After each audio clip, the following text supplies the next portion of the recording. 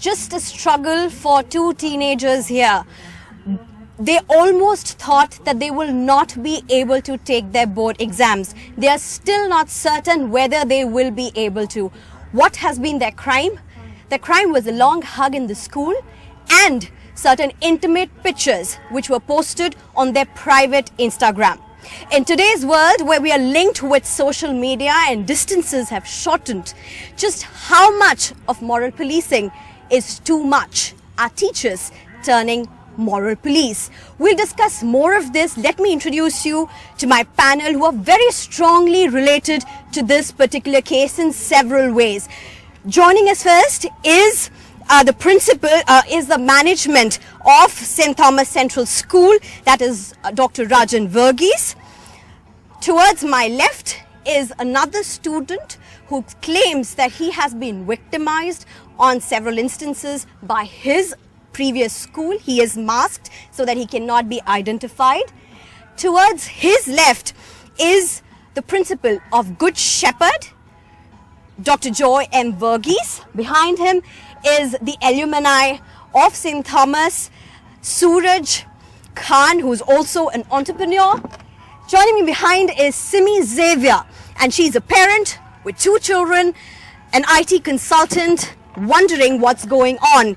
And we also have Dr. Anisha with us, who is a child rights and gender specialist. Well, let's just start with what is the most recent. The school, the St. Thomas Central School, has now reached out to the teenage boy, the suspended teenage boy, and this is not to the girl, but to the teenage suspended boy, saying that they are willing to relook this entire issue, and the school has called him for a meeting with his parents on 3rd January. Let's take it straight to Dr. Rajan Verghese.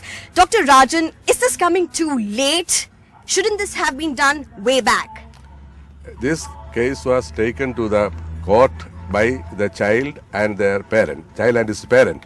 And after the verdict from the Child Rights Commission, we challenged it in the High Court, and now we got a direction from the High Court, a decision from the High Court, that the school has every right to maintain discipline in the school, and they can take any decision on the basis of the discipline to be maintained in the school. I agree, but also let me interrupt at this point. That case is about a child rights committee interfering and passing an order which the High Court quashed. It's not necessarily about the school and the child directly.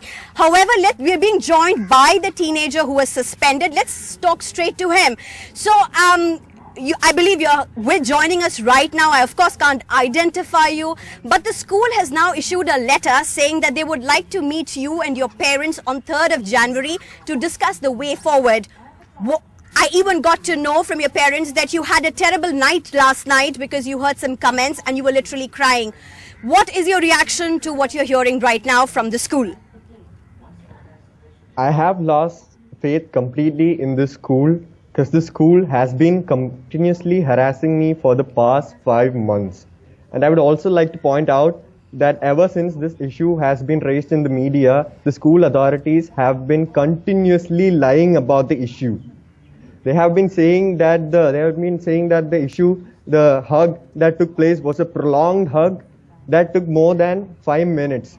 But how can that even be practical? And the secretary, he himself said that it happened in a public place within the view of hundreds of students. How can I perform a sexual act, which is a hug that lasted for more than 5 minutes, in front of all these people? How can that even be practical? And the second thing, the school is lying that my parents. I know you've been making this point repeat. Hello? Go ahead. Yes, and the second point is that the school has been alleging that me and my parents are the ones who took this to the High Court. But no, my parents were more than happy to compromise this within the school itself, but the school didn't let me back in. And when this issue interfered with my fundamental rights, that is my right to privacy and my right to education, that's when we approach the child rights. Let me take it from there. You are saying this issue essentially hindered your fundamental rights, and that's where I want to bring the panel here. Now, we have something called the right to privacy. In that, it's clearly mentioned young minds, young children should not be forced to live in the manner in which they have chosen to. And options should be given to them to change the course of their life and to live the way they want to change their course of life than what they began earlier. My question right now, Dr. Joy, if I can ask you, what has happened right now? Does it even give the freedom to the two students, the boy and the girl, to live the life that they want to chart free with their freedom, change course if they want to, and literally return back to the academic life without any guilt or shame? When we think about education in its substantial fullness, the children are associated with a school, and right from the age of 2.5 till they pass out the age of 18. Parents select a school with the history of the school, with a strong management which can plan, which can have a vision and a mission, and a strong supporting staff. So your point is, but perhaps? And the atmosphere of discipline. Now, there are, when we talk about discipline as such, how much of discipline and which are the areas the discipline has to be initiated into. Now, in this particular context, I think the whole thing has been blown out of proportion. Which is why? Why? Why do you say so? As the children are growing, it's quite natural for them to move away from the expected lines of behavior. Mr. Joy, let me hold that thought there. I will return to you. At this point, we also have a student right next to me and he's masked. The reason being because he says that he has been victimized. Tell me very briefly and quickly what happened. I used to study in a school where I till 10th grade. I enjoyed most of my time in that school. In fact, I had grown to have to develop a sense of fondness for that school. However, later on, when I left the school, what happened? You had gone to a Christmas festival. Yeah, that's right. At the school. At the school. However, we had taken a lot of pictures on that night. But when one of the teachers... With whom? With both the boys and as well as girls. Was the permission of girls taken? Yes, the permission of girls were taken. So what was the problem? The problem was the teacher claimed that I needed the permission of the girls' parents for me to take the pictures with them. And were you thrown out of the school for that? I was asked to leave. From the festival? Yeah, I was asked to leave. Okay, so here is one student who is again just a teenager and says that when he was taking permission during a Christmas festival in school with girls and boys, the teacher said to take pictures of the girls, you need permission of the parents. Let me take it straight to a parent. Mrs. Simi, Xavier, you're joining us. You're a mother of a teenager herself. When you listen to this, what is it? Are you okay with this or do you fear? See, the whole question is of moral policing here, and what I understand is both parent and teachers are under a huge pressure to ensure that their children don't get into wrong ideas or wrong way of life, which according to their elders is not what it should be. Now, I have heard from my daughter that in their school they are very specifically told not to play with boys. In fact, during their lunch hour, they are supposed to eat in their class, and the class teacher comes and they monitor what's happening in the classroom.